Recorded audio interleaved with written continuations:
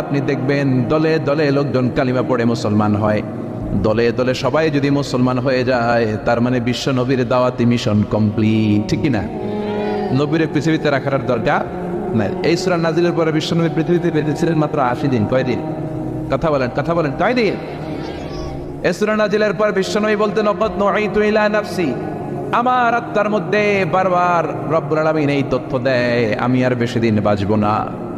এই সূরাটা আমার চলে যাওয়ার ইঙ্গিত। এই কথা শোনার পরে বিশ্বনবীর কলিজার টুকরা নয়নের পুতুলি ফাতেমা রাদিয়াল্লাহু তাআলা আনহা কাঁদতে শুরু করলেন। বিশ্বনবী বললেন, ও ফাতেমা কেঁদো না, ইসবির ইয়া ফাতেমা, ধৈর্য ধারণ করো ফাতেমা, ফা ইন্নাকি আউয়ালু আহলি বাইতি লিহাকান বি, কারণ আমি মরে যাওয়ার পরে সর্বপ্রথম তুমি আমার সাথে সাক্ষাৎ করবে রে ফাতেমা।